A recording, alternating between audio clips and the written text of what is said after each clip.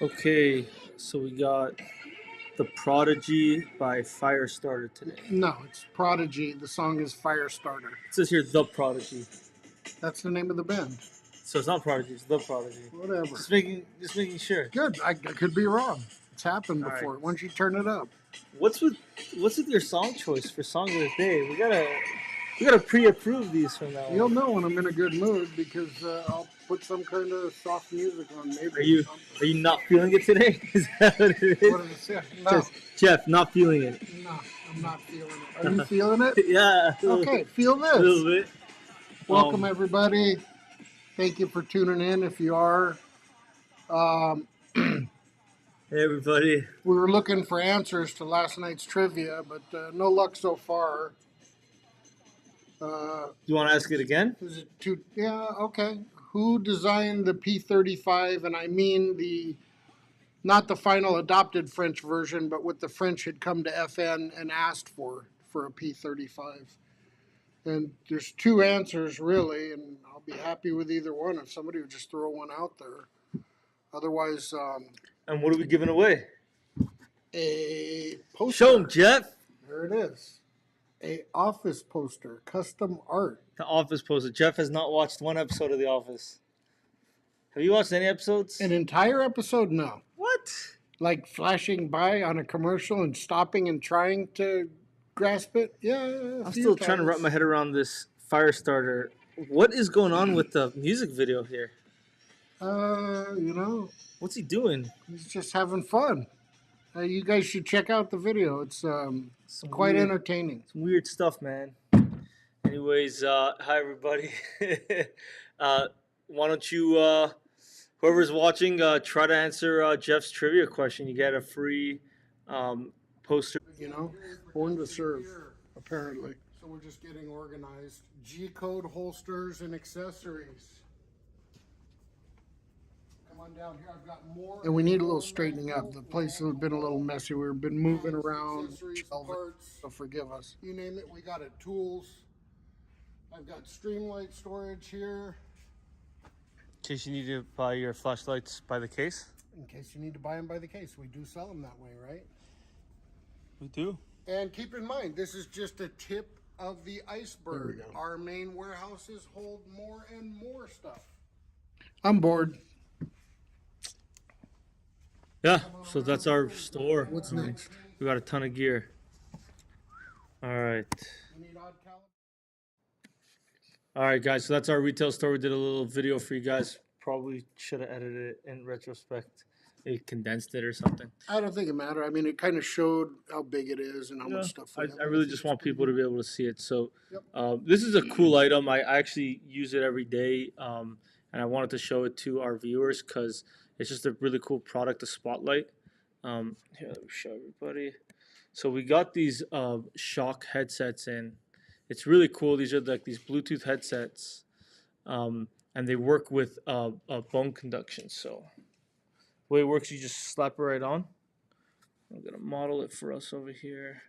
Let's see if I can get this. So if you notice the way it sits on your head, it doesn't interfere with your ears. It doesn't really. So what I like about it is that you can maintain a better level of situational awareness when you're wearing this. So you can hear ambient sound, people talking and so forth. Yes.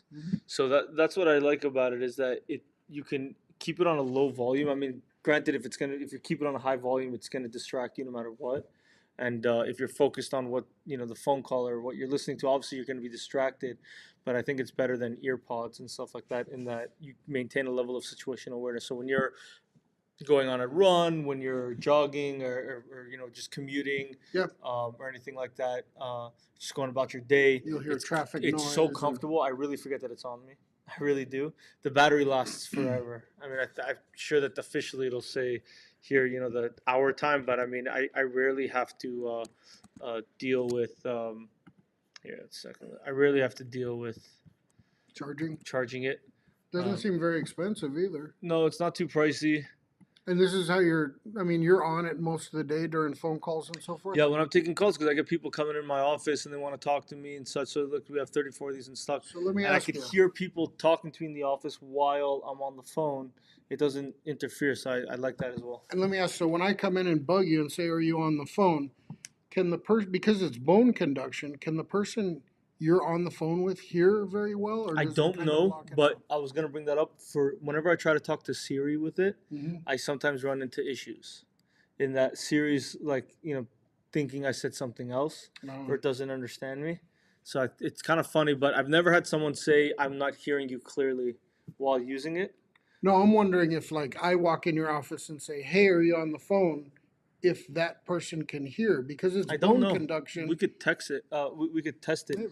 I but mean, I if Siri doesn't like it, that's okay, because, Siri's right all the time. Siri's never wrong.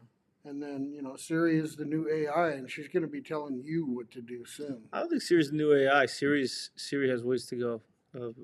Chat GPT and stuff. But you know what? That Chat GPT thing is a bunch of BS.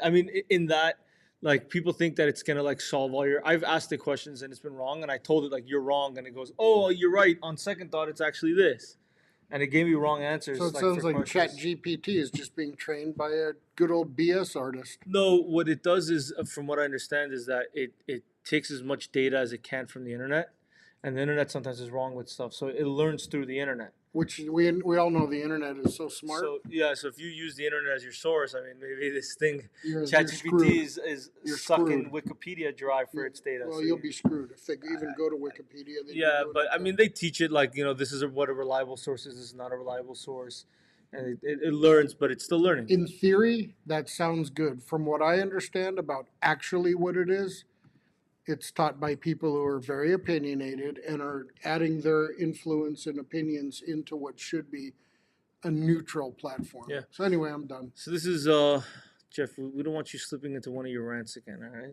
we've had enough. I'm not feeling it You're today. not feel. Oh, you're not feeling it No, today. there's Okay. no risk. So we just came out. We just got these in. Actually, I should say the new Unity mount one. But I mean, you should have like 10 of everything as far as I'm concerned. But Yeah. um, the but it's an issue because I'm concerned that people will want to pull out the less lethal when they should pull out the lethal. So And I'm always worried about that concept is like, oh, maybe I could just herd him into compliance.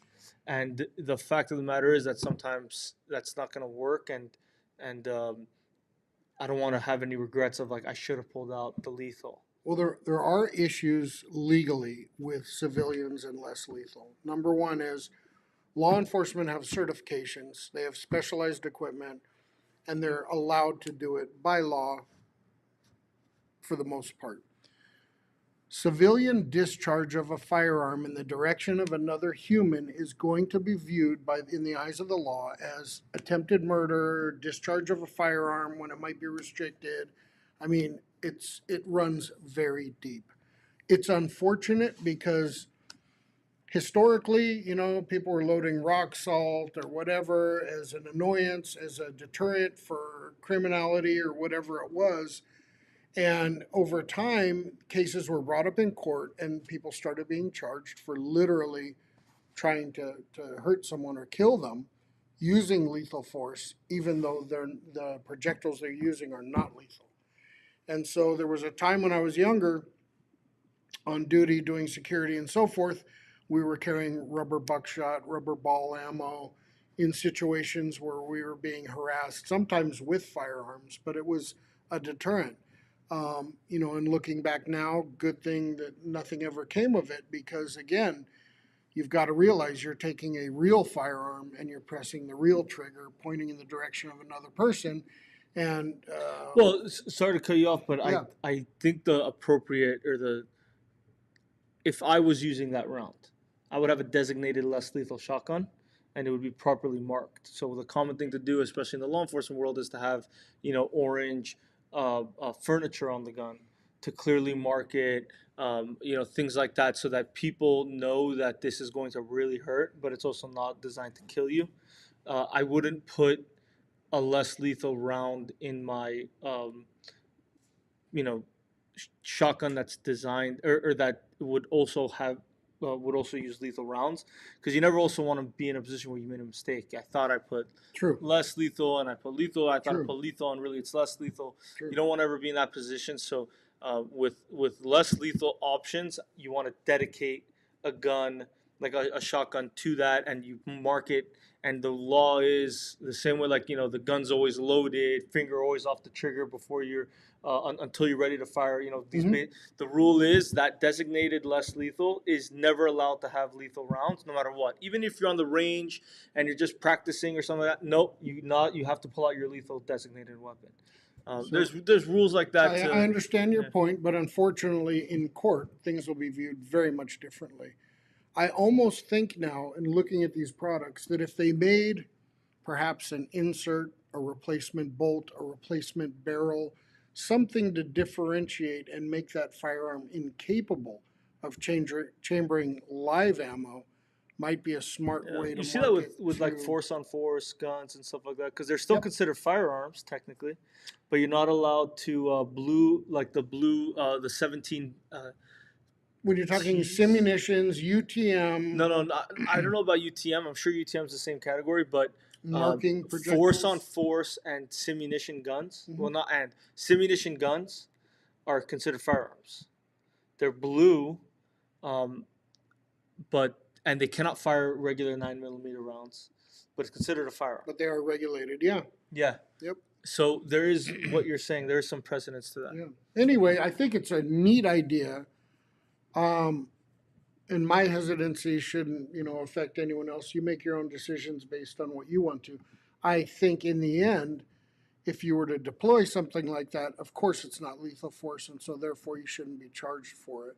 I think it's a great product. I just think that there's needs to be an evolution um, for civilians to be enabled to deploy more or less lethal options Yeah. without the threat of legal jeopardy. All right, Jeff. So just to end this off over here, Mm-hmm. question of the day.